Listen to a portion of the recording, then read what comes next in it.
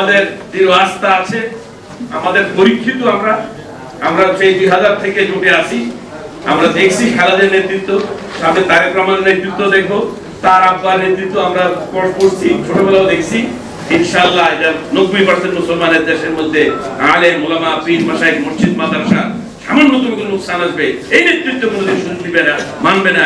এই দৃঢ় বিশ্বাস, এই প্রত্যয়, এই প্রত্যাশা, এই প্রতীক্ষা রেখে শেষ করছি। আমার এই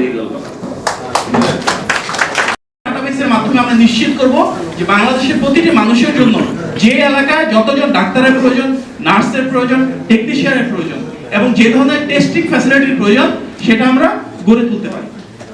অর্থাৎ আমাদের শিক্ষা ক্ষেত্রে এবং স্বাস্থ্য ক্ষেত্রে যে কোনো উন্নয়নের ক্ষেত্রে ইউনিয়ন একটা গুরুত্বপূর্ণ জায়গা পাবে।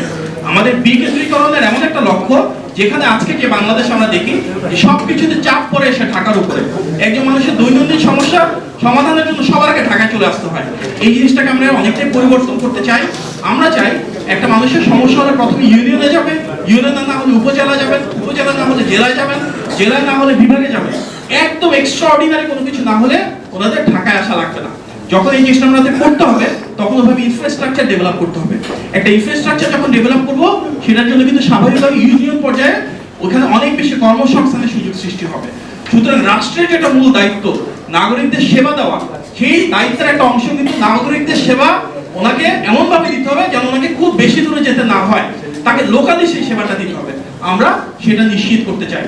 আমাদের একত্রিশ দফার ভিতরে আরো একটা বড় প্রস্তাবনা আছে, সেটা হচ্ছে যে বাংলাদেশের যত ছিন্নমূল এবং প্রান্তিক মানুষ আছে যাদের মাথা গুঁজবার ঠাঁই নাই তাদের জন্য অন্ততপক্ষে গ্রামীণ পর্যায়ে ভার্টিক্যাল বা লম্বা বিল্ডিং করে হলো ছোট ছোট স্যাটেলাইট টাইপের ফ্ল্যাট করে প্রত্যেকের আবাসন সুবিধা নিশ্চিত করতে চাই। অর্থাৎ যার মাথা গুঁজবার ঠাঁই নাই তাদেরকে গ্রামীণ পরিবেশে অকৃষি জমিতে বড় বিল্ডিং করে ছোট ছোট ফ্ল্যাট করে এটা থাকার ব্যবস্থা করার একটা পরিকল্পনা রয়েছে। আমরা দেখেছি গত 16 বছরে যে উন্নয়ন হয়েছে সেই তথাকথিত উন্নয়নে বন জঙ্গল উজাড় করে দেওয়া হয়েছে, সুন্দরবন নদী নালা সবকিছু নিয়ে নেওয়া হয়েছে। সেখান থেকে বেরিয়ে এসে আমাদের যে উন্নয়ন প্রস্তাবনা রয়েছে এটা আমাদের যে পরিবেশ সেটা নির্মোহ জরিপের মাধ্যমে শহীদ প্রেসিডেন্ট জিয়াউর রহমানের যে ঐতিহাসিক খাল খনন কর্মসূচি রয়েছে আমরা এটাকে আরো ব্যাপকভাবে খাল এবং নদী খনন এবং পুনঃখনন প্রক্রিয়ার মাধ্যমে সারা বাংলাদেশ ব্যাপী ছড়িয়ে দিতে চাই। আমাদের একটা প্রস্তাবনা রয়েছে সারা বাংলাদেশে 5 বছরে 5 কোটি অনেক বড় আকারের বৃক্ষরোপণ করা। আমরা দেখেছি একটা সময় বাংলাদেশে বৃক্ষরোপণ কর্মসূচি হতো, উপজেলা পর্যায়ে বৃক্ষ মেলা হতো, সেই সংস্কৃতিটাকে আবার ফেরত নিয়ে আসা। তো বর্তমান যে অবস্থা তাতে প্রতিদিন কিন্তু দেখবেন ঢাকা সারা পৃথিবীতে সবচেয়ে বেশি এয়ার পলিউশন বা বায়ু দূষণের দেশ। বাংলাদেশে যে এনভায়রনমেন্ট বা পরিবেশের অবস্থা এটা বিশ্বের সবচেয়ে খারাপ 10টা দেশের ভিতরে একটা। এখান থেকে আমাদের বেরিয়ে আসতে হবে এবং আমাদেরকে নিশ্চিত করতে হবে আমাদের ভবিষ্যৎ প্রজন্মের জন্য এমন একটা বাংলাদেশ যেখানে তারা সত্যিকার অর্থে পরিবেশ দূষণ এড়িয়ে মোটামুটি ভাবে সুস্থ এবং সবল ভাবে গড়ে উঠতে পারে। আমাদের যে উন্নয়ন হবে সেই উন্নয়নের ক্ষেত্রেও আমরা চাই যেন সেটা নির্মম হয়, সমাজের প্রতিটি শ্রেণী এবং পেশার জন্য হয়। বাংলাদেশে আমরা দেখেছি এমন অনেক ব্রিজ হয়েছে যেখানে উঠাও যায় না নামাও যায় না। আওয়ামী লীগ আমরা দেখেছি না, সেখানে আমরা অনেক সময় দেখেছি যে উন্নয়নের প্রয়োজন রডের প্রয়োজন তারা বাস দিয়েছে। এই ধরনের কোনো উন্নয়ন না করে আমরা শুধু বিএনপির এবং আমাদের সমমনা দলগুলো ইতিপূর্বে যে সরকারগুলো ছিল সেখানে যেভাবে উন্নয়ন হয়েছে, বাংলাদেশের সর্বপ্রথম ফ্লাইওভার হয়েছে বিএনপির সময়, ঢাকা চিটাগাং এক্সপ্রেস প্রধান যে যমুনা সেতু সেটা ভিত্তিপ্রস্তর এবং কাজ হয়েছে বিএনপির সময়, আমাদের পাওয়ার প্ল্যান্টের মূল ধারা শুরু হয়েছে বিএনপির সময়। সেইভাবেই যদি আমরা কাজগুলো করি, আমাদের মূল লক্ষ্য যদি দুর্নীতি না হয়ে জনগণের সেবা করা হয় তাহলে ইনশাল্লাহ মানুষের দ্বারে দ্বারে আমরা উন্নয়নটাকে পৌঁছে দিতে পারবো। উন্নয়নের পাশাপাশি আরো একটা কথা না বললে না, গত 16 বছরে সবচেয়ে বেশি লুটপাট হয়েছে বিদ্যুৎ সেক্টরে। আমরা দেখেছি কি কুইক রেন্টালের নামে কুইক মানি মেকিং প্রজেক্ট করা হয়েছে। এমন প্রজেক্ট করা হয়েছে পার্শ্ববর্তী দেশে কিছু ব্যবসায়ীকে এমন সুযোগ দেওয়া হয়েছে যে তাদের জন্য 1 মেগাওয়াট বিদ্যুৎ উৎপাদন না করে যদি বসে থাকে, বসে বসে ক্যাপাসিটি চার্জ পাবো তার থেকে বেশি তার ইনকাম। যার কারণে বাংলাদেশের বিদ্যুৎ খাতে হাজার কোটি টাকা ইনভেস্টমেন্ট হয়েছে কিন্তু 1 টাকা সেভাবে ভাগ্যের পরিবর্তন হয় না মানুষের জন্য। আমাদের যে বিদ্যুৎ পলিসি হবে এখানে আমরা আমদানি নির্ভর বিদ্যুৎ পলিসি থেকে বেরিয়ে এসে আমরা স্বনির্ভর হতে চাই। বাংলাদেশে যে আবহাওয়া প্রচুর রোদ থাকে, আমরা কিন্তু সোলার এনার্জি করতে পারি। আমাদের যে কোস্টাল এরিয়া আছে সমুদ্রের পাড়ে সেখানে আমরা উইন্ড বেস বা বাতাসকে এনার্জিতে কনভার্ট করতে পারি। ঢাকা সহ দেশের অনেক জায়গায় বিভিন্ন গার্মেন্টস ফ্যাক্টরি রয়েছে, এখানে প্রচুর ঝুট থাকে, ঝুট নিয়ে মারামারিও হয়। অনেক গার্মেন্টস নির্ভর দেশে দেখা যায় ঝুটকে তারা এনার্জিতে কনভার্ট করছে, ঝুট থেকে তারা গ্যাস উৎপাদন করছে, সেটা দিয়ে তারা বয়লারের কাজ করছে। অনেক দেশ আছে যেখানে ধানের তুষ থেকে বিদ্যুৎ উৎপাদনের সুযোগ রয়েছে, অনেক জায়গা রয়েছে যেখানে ওয়েস্ট বেসড এনার্জি করা যায়, অর্থাৎ আমাদের মিউনিসিপ্যাল কর্পোরেশনগুলোতে যে দৈনন্দিন আবর্জনা থাকে এটাকে আমরা ঠিকমতো ম্যানেজ করে নাই গত 16 বছরে, সেই আবর্জনাগুলোকে কিন্তু ম্যানেজ করে আবর্জনা থেকে বিদ্যুৎ উৎপাদন করা সম্ভব। সুতরাং আমরা যদি একটা গ্রিন এবং ক্লিন বাংলাদেশ তৈরি করার জন্য উদ্যোগ গ্রহণ করতে পারি, আমাদের দৈনন্দিন জীবনে যে ব্যবহার্য রয়েছে বসত বাড়িতে এবং শিল্প কারখানায় যা ওয়েস্টেজ রয়েছে সেটাকে আস্তে আস্তে আমরা এনার্জিতে কনভার্ট করতে পারি। এর মাধ্যমে আমাদের আমদানির পরিমাণ কমবে, আমাদের ফরেন এক্সপোর্ট বা ডলারের পরিমাণ আমাদের দেশে বেশি থেকে যাবে এবং আমরা একটা গ্রিন এবং ক্লিন বাংলাদেশ গড়ে তুলতে পারবো। সুতরাং প্রিয় নেতৃবৃন্দ, এই যে 31 দফা রয়েছে এখানে কিন্তু ভবিষ্যতে আমরা কিভাবে একটা উন্নয়ন এবং উৎপাদনের রাজনীতি নির্ভর বাংলাদেশ গড়ে তুলতে পারবো, যেখানে সত্যিকার অর্থে মানুষের অধিকার এবং স্বাধীনতা প্রতিষ্ঠা হবে, যেখানে সত্যি জনগণের ভোটের অধিকার এবং রাষ্ট্রীয় মালিকানা প্রতিষ্ঠা হবে, তার প্রত্যেকটা জিনিস রয়েছে।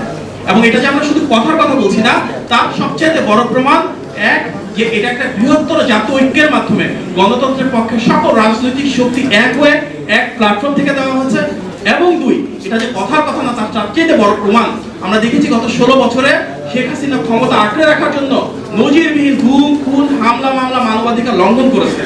তার একটাই লক্ষ্য ছিল কি, যে কোনো মূল্যে ক্ষমতা আঁকড়ে রাখা। তার বিপরীতে বর্তমান বাংলাদেশে আমরা সবাই জানি যদি আজকে একটা নির্বাচন হয় তাহলে বিএনপি বিপুলভাবে বিজয়ী হয়ে হয়তো রাষ্ট্র পরিচালনায় আসবে এবং বিএনপির ভারপ্রাপ্ত চেয়ারম্যান জনাব তারেক রহমান একটা নজিরবিহীন ভোটাধিকার প্রয়োগের মাধ্যমে হয়তো বিপুলভাবে সমর্থিত প্রধানমন্ত্রী হবেন। যিনি প্রধানমন্ত্রী হতে যাচ্ছেন তিনি নিজে বলছেন যে পরপর 2 বারের বেশি বাংলাদেশে কারো প্রধানমন্ত্রী হওয়া উচিত না। এটাই কিন্তু রাজনৈতিক সংস্কৃতির সবচেয়ে বড় পরিবর্তন। সেটাকে ধারণ করেই আমি আপনাদেরকে আহ্বান জানাবো, আমরা সবাই মিলে চলুন আমরা বাংলাদেশের প্রতিটি ঘরে ঘরে 31 দফাকে পৌঁছে দিই, পৌঁছে গিয়ে গণমানুষের কি প্রত্যাশা রয়েছে সেটাকে নিয়ে আসি, এবং উপর থেকে চাপিয়ে দেওয়া পলিসি না, ওনাদেরও যদি কোনো কিছু বলার থাকে, ওনাদেরও যদি কোনো প্রত্যাশা থাকে, বাংলাদেশের সকল শ্রেণী পেশার মানুষের সেই মতামতটাকে আমরা সন্নিবেশ করি, যার যার দলীয় প্ল্যাটফর্মে এটাকে নিয়ে আলোচনার মাধ্যমে এই 31 দফাটাকে নির্বাচনের পূর্ববর্তী সময়ে একটা সমন্বিত ম্যানিফেস্টোতে পরিণত করি, যার মাধ্যমে বাংলাদেশের গণতন্ত্রকে আমি প্রতিটি মানুষের আশা আকাঙ্ক্ষার প্রতিফলন ঘটে, ওনাদের দৈনন্দিন জীবনের সমস্যার সমাধান ঘটে, এবং আমরা সবাই মিলে আবারও সেই ঐতিহ্যবাহী বাংলাদেশ যেখানে স্বাধীনতা থাকবে, সার্বভৌমত্ব থাকবে, মানুষের অধিকার এবং ভোটের অধিকার থাকবে, সেই গণতান্ত্রিক বাংলাদেশ প্রতিষ্ঠা করি। সেই গণতান্ত্রিক বাংলাদেশ এবং নির্বাচন পরবর্তী গণমানুষের প্রতিষ্ঠিত সরকার ব্যবস্থা ফেরত যাওয়ার প্রত্যাশা এবং প্রতিজ্ঞা আপনি যা বললেন 31 দফা যদি তার মধ্যে করে অ্যানালাইসিস করা হয় তাহলে এটা কমপক্ষে 500 পৃষ্ঠা হবে, 1 পৃষ্ঠা সীমাবদ্ধ থাকবে না। কেন? এটা হলো শিরোনাম, কোন খাতে আমরা কি করবো, কোন প্রক্রিয়া করব, তখন যখন আমাদের বাস্তবায়নের দায়িত্ব জনগণ দিবে তখন সেগুলি নিয়ে এই আমিনের মতো লোক দরকার হবে, পরিকল্পনা করে ঠিক করা, কর্মকৌশলগুলি ঠিক করা, তার বাস্তবায়নটা চলছে। তিনি অবশ্য আগাম বললেন, এটাও ভালো। আগাম বলার মধ্যেও দেখা যাবে হয়তো তার চিন্তাও যখন বাস্তবায়ন আসবে কিছু কিছু পরিবর্তন আসতে পারে বা সংযোজন আসতে পারে। যেমন আমাদের একটা বাণী ইস্যু আছে, সে কারণে আমি আগে বলে দিচ্ছি, এটা যখন তৈরি হয় সকলের মতামতের ভিত্তিতে, তারপরে আমাদের ভারপ্রাপ্ত চেয়ারম্যান প্রথম উপস্থাপন করে। মনে আছে ইলেকশনে আপনারা সেখানে উপস্থিত ছিলেন, মতামত দিয়েছিলেন, সেখানে বিদেশি ডিপ্লোম্যাট করেছিল। সরকার পতনের পর আবার তিনি নতুন করে এই প্রস্তাবটা আবার উপস্থাপন করলেন। তার মানে এটা একটা জাতীয় সনদ। আমরা কিন্তু প্রবেশ করেছি এই সংস্কারগুলি করবো, এই কথাগুলি বলার প্রয়োজন দেখা দিল কেন? কারণ সংস্কার প্রস্তাব এখন আকাশে বাতাসে ভাসছে সকলের মধ্যে। এমনি সংস্কার নিয়ে কিন্তু আসলে 111 এবং 111 এসে সংস্কারের পরিবর্তে যে কুসংস্কার তৈরি করেছে, তাই আমরা 17টি বৎসর ধীরে ধীরে ধীরে ধীরে জোরে জোরে করে চাই। আমরা গণতন্ত্র, অর্থনীতি, অনেক কিছু থেকে আমরা কিন্তু কুসংস্কার পেয়েছি 11-এর মধ্য দিয়ে। আমরা কুসংস্কার বলেছি পেয়েছি জোর করে কাউকে রাজনীতিতে বিতাড়িত করা। আমরা কুসংস্কার করেছি, আমার আত্মরক্ষার্থে সংস্কার ট্যাবলেট দিয়ে অনেক রাজনীতিবিদদেরকে কি করেছে, বিতর্কিত করে। যাদের সমাজে খুব বেশি প্রয়োজন ছিল তারাও যান বাঁচানোর জন্য, কেউ কেউ সম্পদ বাঁচানোর জন্য, কেউ একটু জেলে না যাওয়ার জন্য, অনেকেই তার ঘোড়া পানির মধ্যে হাবুল হয়েছে। হয়তো পানি থেকে উঠে এখন বুঝতে পারছে এটা সঠিক না, কিন্তু তারা ওই যে 111 যে সংস্কারের কথা মুখে ওড়াইয়া বেগম খালেদা জিয়াকে রাজনীতি থেকে বিতাড়িত করা অথবা বিএনপিকে নির্মূল করার জন্য বা অন্যান্য রাজনৈতিক দলের প্রতি যে তারা যে ব্যবস্থাটা গ্রহণ করেছিল, এখানে অনেক গণ্যমান্য ভালো রাজনীতিবিদকে আজকে সাধারণ মানুষের সাথে বিতর্কিত হয়ে গেছে। পার করে তখন মানুষ কিন্তু শুনতে চাইবে না, কারণ বলবে তোমার কর্মকাণ্ড তো অতীত হয়েছে। এই রাজনৈতিক অঙ্গনে বিশ্বাস অবিশ্বাসের জায়গাটা অত্যন্ত সুনিপুণ ভাবে একাগারও সৃষ্টি করে এবং শেখ হাসিনাকে ক্ষমতায় আনার জন্য -2 3 আছে ফোকাস, আসলে ছিল -1 খালেদা জিয়া, তারপরে 2 তারেক রহমান, যদি আমি ভুল না করে থাকি আমার দৃষ্টিভঙ্গিতে। আজকে এই যে আমি বলছি একটা জাতীয় সনদ, প্রায় 62টি দল এই সংস্কার প্রস্তাবে আমরা একমত পোষণ করে হাসিনার বিরোধী সরকার প্রচন্ডের আন্দোলন এটাকে ভুলছি। তাহলে এই সরকারের যদি ভালো কিছু করার সংস্কার চিন্তা থাকে, এত কমিশন গঠন করার দরকার নেই। এই 31 দফায় পল্লীর ব্যক্তিদের সামনে 7 দিনের সময় দিলে তাদের যদি এখানে সংযোজন বিযোজন ভাষাগত তত্ত্বগত বা শব্দগত পরিবর্তন থাকে করতে পারে, তার জন্য আলাদা আলাদা আরেকটা করে কমিশন গঠন করার প্রয়োজন নাই। আর যা কিছু করে নেতৃত্ব দেয় কে রাজনৈতিক দল, সে ছোট হোক বড় হোক, সেটা কিন্তু বিষয়বস্তু না। তারা জনগণের সাথে সকাল বিকাল সন্ধ্যা রাত্রি কাটাতে হয়। জনগণের ঘুম থেকে ভাঙা একটা রাজনীতি বিরক্তি লাগে। আবার এই জনগণ আসতে যদি দেরি করে তখন কিন্তু আরো বিরক্তি লাগে সময়টা। এই জনগণ কিন্তু ঘুম পাড়ায় আবার ফিরে। সে কারণে রাজনীতিবিদদের সাথে রাজনৈতিক কর্মীদের সাথে জনগণের একটা সম্পর্ক থাকে, যার মধ্য দিয়ে এই সাংগঠনিকভাবে রাজনৈতিক আদর্শগুলি আমরা বহন করে জনগণের দ্বার প্রান্তে পৌঁছে দিই এবং জনগণের ভাবনাকে আমরা সংগ্রহ করে আমরা আলোচনার টেবিলে ওগুলি তুলে ধরি, আমরা কর্মসূচি প্রণয়ন করে থাকি। এটাই আমার মনে হয় বাস্তবতা। এখন যা করি যা বুঝি তা কতটুকু করি এইটুকু বিষয়। অর্থাৎ আমি সবই বুঝি কিন্তু আমল করি না, সমস্যাটা কিন্তু এই জায়গায়। আজকে এই কারণেই দেখা দিচ্ছে এই 31 দফা নিয়ে গ্রামে গঞ্জে কেন আমরা এই আলোচনাটা করছি।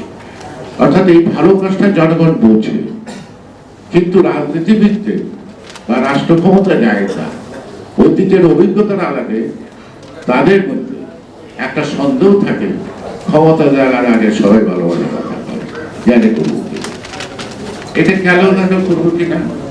বিএনপি না আরেকটা রাজনৈতিক দলই আসলো, তার নেতা কর্মীদের প্রস্তুতি থাকতে হবে। কুসংস্কারের মধ্য দিয়ে জাতি চলছে, সেখানে এটা কিন্তু একটা সামাজিক কি হয়ে গেছে, কনভেনশন হয়ে গেছে। সেখান থেকে ভালো পথে তো জনগণ আসার জন্য উদ্ভব, কিন্তু যারা আনবে, যে দল আনবে, শুধু একটা রাষ্ট্রীয় ক্ষমতা দিয়ে হবে না, তার সংগঠনের প্রত্যেকটা নেতাকে বিশ্বাস করতে হবে, তাকে আমল করতে হবে, এই পরিবর্তনের সাথে একাত্মতা পোষণ করতে হবে। তাতে আমাদের শ্রেণীগত চরিত্রের কিছু কিছু বাধা আছে, অনেক বাধা আছে। এত ভালো কথা আমরা বলতে পারি, এত ভালো লোক আমরা, এটা আবার জনগণ বিশ্বাস করে। সে কারণেই আমরা যে ভালো লোক এটা ভালোভাবে করতে চাই, সেই জনগণের আস্থাটা যদি আমরা ফিরে আনতে পারি, তাহলেই আমরা ভালো কিছু করতে পারি। 19 দফা এই যে পরপর কেন 31 দফা, আমি মনে করি it is not a final. আমাদের ভারপ্রাপ্ত চেয়ারম্যান এও বলছে, আরো যদি কারো বিশেষ ব্যক্তি রাজনীতিবিদদের কোনো সংযোজন বা কোনো সাজেশন থেকে তা আমরা গ্রহণ করতে প্রস্তুত। সেই ক্ষেত্রে দেখেন একটা জিনিস শুরু করব, একটা বার্নিং ইস্যু আছে বাংলাদেশে, সেটা হলো মাদক। যতটি গ্রামে আমি এই পর্যন্ত প্রায় 200 সভা করেছি ছোট্ট অঞ্চলে, প্রত্যেকটা গ্রামে মহিলা পুরুষ তাদের একটাই শব্দ, আমাদেরকে মাদক থেকে বাঁচাও। একটা এলাকায় গেলাম বলে এই রাস্তাটা পাকা করতে হবে, তখন আরেকটা মহিলা দাঁড়িয়ে বললো সে তো লেখাপড়া জানে না, তবে রাস্তা তো দাঁড়িয়ে করে দিবে, রাস্তাতে আটটাম কারণ কিনা বিকালের পরে। কেন বলে এই যে বাবার যে ছড়াছড়ি সন্ধ্যা হইলেই তো আমরা দরজা খেয়া সবাই ঘরে বসে থাকি, রাস্তায় হাঁটতে পারবে। তাহলে বোঝা গেল যে মাদকটা কত মারাত্মক ভাবে আমার যুব সমাজটা এবং আগামী প্রজন্মটাকে অঙ্কুরে ধ্বংস করে দিচ্ছে। একজন স্কুল শিক্ষক মহিলা দাঁড়িয়ে বলল সরকার পাল্টাইছে, আমার ভাগ্য তো পাল্টায় না। কেন? যে আমি আগে যে দামে জিনিস কিনতাম ভাবছিলাম দামটা একটু কমবো, কিন্তু দামটা তো বাড়লো। আমি ভাবছি যে আমি এই শিক্ষকতা থেকে যা পারিশ্রমিক পাই তা দিয়ে আমি সন্তানদের খাওয়াবো কি, তাদেরকে লেখাপড়া বলবো।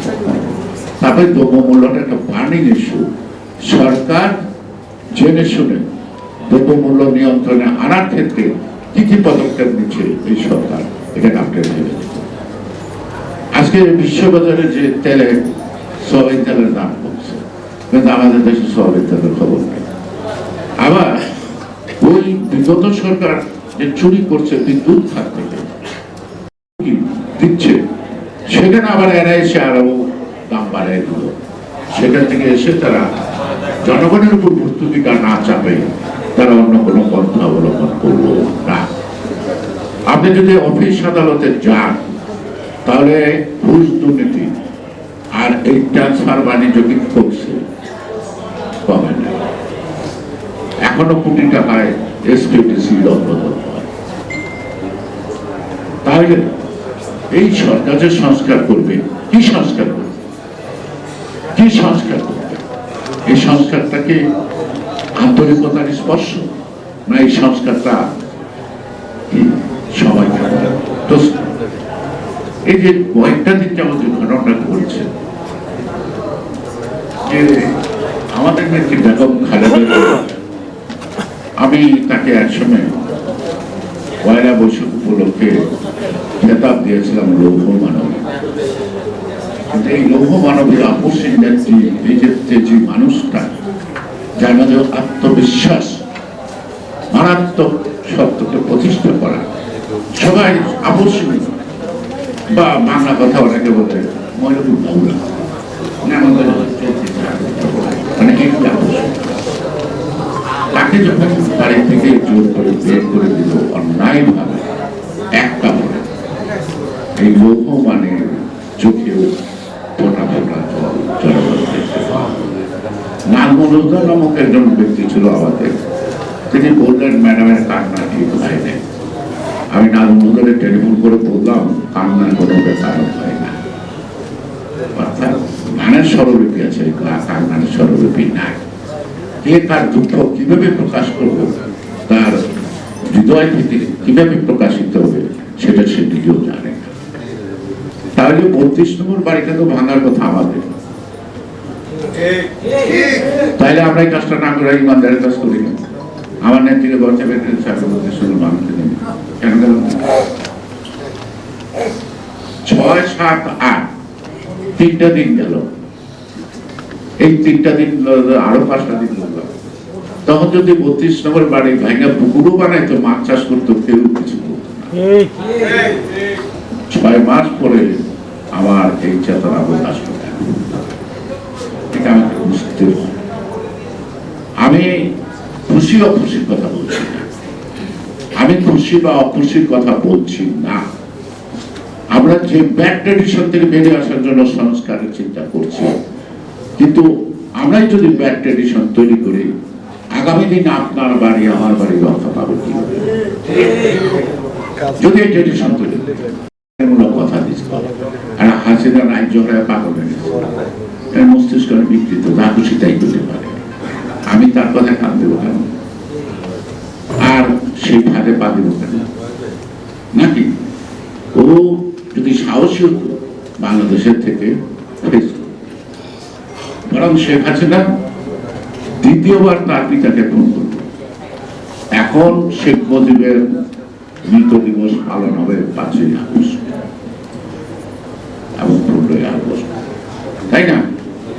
যেই সিম্পেথিটা তার প্রতি ছিল সাধারণ মানুষের, কিন্তু শেখ হাসিনা ধীরে ধীরে শেখ মুজিবকে একটা সেকেন্ড টাইম ফিনিশ করে। সুতরাং সে কথা বলবে, তার কথায় আবার কান দিতে হবে কেন? ষড়যন্ত্র চলমান। আমরা এতদিন ষড়যন্ত্র দেখছি, বিদেশিদের শক্তি নিয়ে শেখ হাসিনা বাংলাদেশকে মৌলবাদী বানানোর চেষ্টা, নাটকের মাধ্যমে জঙ্গি ধরা, ক্রস ফায়ারে দেওয়া, সারা বিশ্বকে বন্ধ করে দিয়েছে। কিন্তু আস্তে আস্তে মানবাধিকার সংস্থা, প্রবাসীরা এটাকে কথা বলতে বলতে তাদের দৃষ্টি শক্তি ফিরে আসছে যে বাংলাদেশ জঙ্গিবাদী দল না। বাংলাদেশের সকল ধর্মের লোক ধর্মভীরু, বাট তারা এক্সট্রিম না, কেউ না। এটা সত্য সমতল ভূমির মানুষ। আমরা যতটুকু সুখে শান্তিতে আছি, অতটুকু সুখ শান্তিতে অনেক দেশ নাই। আমাদের দেশের মুসলিম পিপুলরা ইসলাম ধর্মটা যত নিষ্ঠার সাথে পালন করে, স্বয়ং সৌদি আরবে গেলে পাওয়া যাবে না এত নিষ্ঠার সাথে পালন। এটা আমি জানি না, আমি ধর্ম নিয়ে কথা আমি দেশ করে দেখে এসেছি, দেশ করে দেখে আসছি। সুতরাং আমাদের দেশের হিন্দু, মুসলিম, বৌদ্ধ, খ্রিস্টান সবাই তার তার ধর্মটা অত্যন্ত নিষ্ঠার সাথে পালন করে। কিন্তু সকল ধর্মের মধ্যে একটা সংস্কৃতির সৃষ্টি হয়েছে, এটা ধর্মীয় উৎসব। অর্থাৎ ধর্মটা আমার, উৎসবটা সকল। এই উৎসবটার অপেক্ষা থেকে আমরা, যেমন একসময় ভোটের রাজনীতিতে উৎসব হইত, সবাই বসে থাকতো একসঙ্গে, সবাই সহযোগিতা করতো। সেই উৎসব উপরে একটা নিরপেক্ষ নির্বাচন, সুষ্ঠু নির্বাচন চেষ্টা করছে। এখন এই নির্বাচনটাকে প্রলম্বিত করা, এই নির্বাচন আজকে এই সচিবালয়ে ঘন ঘন কারা কারা যায়, একটা মন্ত্রী আছে বা উপদেষ্টা আছে, তার আবার 3 জন সহকর্মী আছে। আমরা জানি সরকার একটা মন্ত্রীকে 4th ক্লাস এমপ্লয়ি 2-3 জন দিতে পারে, একটা দিতে পারে এপিএস, একটা দিতে পারে কি কাজের লোক বা 2টা নিয়ম 4টা শিখতে পারে। কিন্তু শিক্ষিত ছাত্র সমাজের অনেক রাজনৈতিক ছাত্র সমাজ আছে, ছাত্র রাজনৈতিক দল আছে না, তারা কেন সচিবালয়ের কার্ডটা পায়? প্রশ্নের জবাবটা কে দিবে? এখন এই তাকে সদিচ্ছার অভাব, না সামর্থ্যের অভাব, না তিনি ভীতু, না তিনি সাহসী, না তিনি কমিটেড টু দ্য পিপলস, যে তাকে একটা নির্বাচন করতে হবে সুষ্ঠু। এটা আমাদের আবিষ্কার করা দরকার। এই সরকার কি চায় আমি বুঝি না, আর এই সরকার যা চায় তারা নিজেরা বোঝে কিনা তাও বুঝতেছি। অর্থাৎ আমরা এখন অদৃশ্য শক্তির বিরুদ্ধে লড়াই করছি। আমরা অতি রাত্রিতে গ্রাম অঞ্চলে যখন পথ হাঁটি, তখন ভূতের ভাব, শয়তানের একটা ভয়ভীতি কাজ করে না? হাতে হাতে দৌড়াদৌড়ি করে, কবর বা কোনো চিতা সামনে গেলে তখন জোরে জোরে গান গায়, জোরে ডাকাডাকি করে, ওই ভয়টা থেকে উঠানোর জন্য। আমাদের অবস্থা হচ্ছে এইরকম, আমরা এমন একটা অচেনা ভূতের ভয়ের মধ্যে দিন কাটাচ্ছি।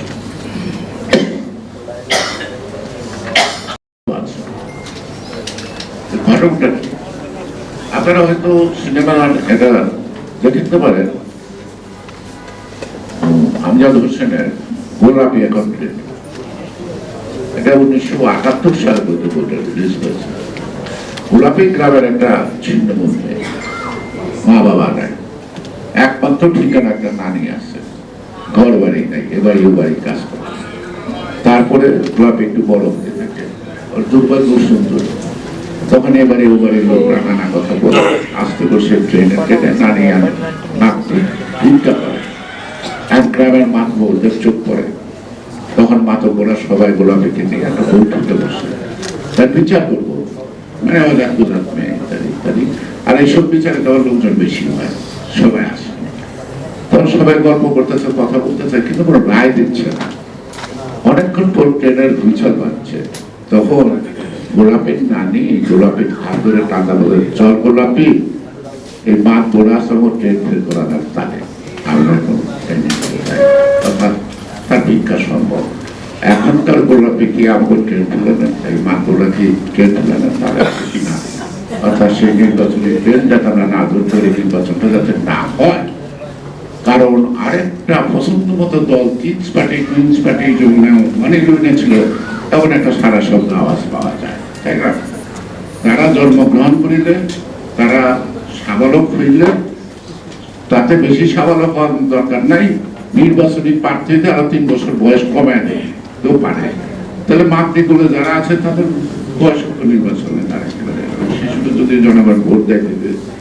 সুতরাং এই যে চিন্তাগুলির মধ্যে সংস্কার না কোনো উদ্দেশ্য আছে, এটা আমাকে অবশ্যই বুঝতে হবে। তাহলে উদ্দেশ্য আছে, তাই না? এখন এই যে ধরেন সামনে রমজান, মানুষ তো হাহাকার করতেছে, কি অবস্থা জিনিসপত্রের যে দাম। রোজার পর কি আসবে? কোরবানি হাট। দেখবেন রোজার এই এখন থেকেই ছোটখাটো গরু খামা, আর রমজানের পর প্রত্যেকের বাড়িতে যে একটা গরু পুষবে, কেন? মোটা তালা করে কোরবানির হাটে নেবে। এখন এই সরকার কি এরকম মোটা তাজা করতেছে? আর একটা দল করা হবে। তা আমি বলতে পারি এক কথায়, মোটা তাজা করা হয় কোরবানির হাটে নেওয়ার জন্য। দয়া করে আপনারা আর কাউকে কোরবানির হাটে পাঠানোর চেষ্টা না করে সময় মতো যৌক্তিক টাইমে নির্বাচনটা দেন, সবাই এখন আমাদের এই প্রস্তুতি আমি মেয়ের কাছে ক্ষমা চেয়ে বলছি, ছেড়ে দিচ্ছে আমাদের সবাইকে জ্ঞান, কিন্তু এটা বাস্তবায়ন করতে গেলে হাতে যে শক্তিটা আমার দরকার, যে দায়িত্বটা আমার জনগণ করে যদি দেয়, সোজা করে কি উঠে না। যুদ্ধ বলে একটা সমাজ কর্ম, অদৃশ্য শক্তিগুলিকে দৃশ্যমান করতে হবে আমাদের ভাবনা। তারপরে আরেকটা ধাক্কা দিতে হবে। একজন তো পালাইছে কাপড় পরে, আর যারা এই নির্বাচন নিয়ে ষড়যন্ত্র করতেছে তারা কাপড় ধোলা পালানোর সুযোগ পাবে না। সরকারকে আমি সম্মান করি, সব জ্ঞানীগুলির সমাবেশ, কিন্তু রাষ্ট্র পরিচালনার কথা নাই, সরকারের মধ্যে বড় সম্মান নাই। প্রধান উপদেষ্টা বলে এক কথা, তার প্রিয় লোক আর এক কথা, নাকি? এটা আমি দেখতেছি। এবং প্রধান উপদেষ্টার কথা, এই উপদেষ্টা মন্ডলীর সকলের সিদ্ধান্তের কথা কিনা সেই ব্যাপারে যথেষ্ট সন্দেহ আছে। দীর্ঘ 16 বছরের যারা বেনিফিশিয়ারি সচিবালয়ে থাকলো, নাকি? তারাই তো আছে। তাহলে আপনার দুর্নীতি করবে কেন? ওরা যে 300%, 400% বেশি প্রাক্কলিত ব্যয় নির্ধারণ করতো, মানে একটা কাজে, এখন যদি 300%, 400% দিয়া আসল প্রাক্কলিত ব্যয়, আসল ব্যয় নির্ধারণ করে, তাহলে অতীতের শ্রেণী ধরা পড়ে যায় না? তারা কি চাইব তাদের শ্রেণীর স্বার্থ, তারা যা যা করছে এটা অপকরণ হোক, তারা সেই 400 টাকা বেশি দাম, 400% বেশি দাম ধরে ট্রেডার করবে। আবার একটা আইন করছে প্রকুরমেন্ট আইন, 5 থেকে 10 বছর, যে যাদের অভিজ্ঞতা নাই, বা 10 বছর থেকে 5 বছর পর্যন্ত যাদের অভিজ্ঞতা নাই, তারা ঠিকাদারি কাজে কোনো দলপক্ষে প্রতিযোগিতা করতে পারে না। এই 5 বছর তো হাসিনা লালিত চোর ঢাকায় লুটেরা করছে, তারাই তো কিছু কিছু সংবাদপত্র মিডিয়া প্রচার করে দখল বেদখল।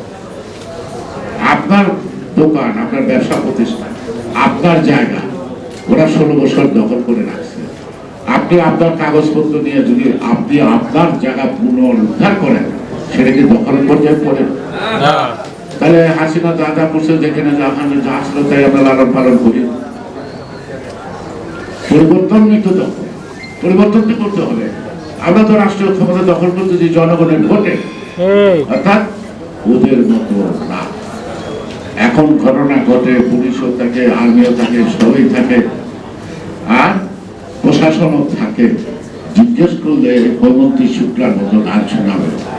চেয়ে চেয়ে দেখলাম আমার বলার কিছু ছিল না, সবই ঘটে গেল। সবই ঘটে গেল, চেয়ে না, তাহলে আপনাদের থাকার প্রয়োজন কি?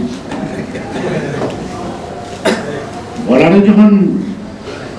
যখন কিছু নাই, তাহলে আপনাদের থাকার দরকার কি? তোমার অনেক কেটে পড়ে, সেই জন্য আজকে যে অবস্থা আছে, তাদের কাছে আমি রাজনৈতিক অঙ্গনের আকাশের মধ্যে এক ধরনের ছড়ে রাখবো, তাই তার লোক পাকে আরো অন্যরকম কিছু করতে পারে। এখন এমনও হতে পারে যে শিয়াল একটা আপনার ঘর থেকে একটা জিনিস নিয়ে দৌড় দিচ্ছে, বা বিড়াল খাবার দেয় কুকুরে দৌড়লো, কুকুরের থেকে আসছে আগে দৌড়লো, এমনও তো হতে পারে। তা নাহলে তারা যে সকল অবাস্তব চিন্তা, পরিবর্তন ইত্যাদি, আর যেখানে আপনি একটি লাইন সংশোধন করার কোনো ক্ষমতা নাই উইদাউট দি পার্লামেন্ট, নাকি? আমার একটা জাতীয় সনদ, আমরা ঐক্যমত, সকল রাজনৈতিক দল স্বাক্ষর করি, আর বিরুদ্ধে থাকুক, আমি নির্বাচিত হইলে এই উল্লেখিত প্রস্তাব পার্লামেন্টে পেশ হইলে আমি তার পক্ষে ভোট দিতে বাধ্য থাকিব, আমার সদস্য ভোট থাকবে। আর বিরুদ্ধে একটা গ্যারান্টি করা দিয়ে দিল, আর কোন দল বেশি ক্ষমতা পেল, সিট পেল, কম পেল, তো দরকার নাই।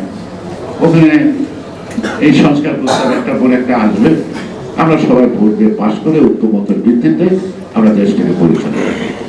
তারেক রহমান বলছে 2 বারের বেশি থাকা যাবে না, আর হাসিনা তো আমৃত্যু থাকতে চেয়েছে, হানিফ মাহমুদুল্লাহ বলছে না। তাহলে ক্ষমতার যদি লোভ থাকে, আর ক্ষমতার লোভ থাকুক বা না থাকুক, জনগণ যদি চায়, আপনি যদি বারবার 5 বার এমপি হইতে পারেন, তাহলে আপনি 3 বার 4 বার 5 বার হইতে পারবেন না। তাহলে অর্থাৎ অধিক সময় থাকলে অতীতে যে সংক্রামক ব্যাধিগুলি আমরা চোখে দেখেছি, প্রধানমন্ত্রী সেই সংক্রামক ব্যাধিতে আক্রান্ত হইতে পারে। সেই কারণেই তিনি এই পদ্ধতিটা রাখলেন। লিডারশিপ আনলো নাকি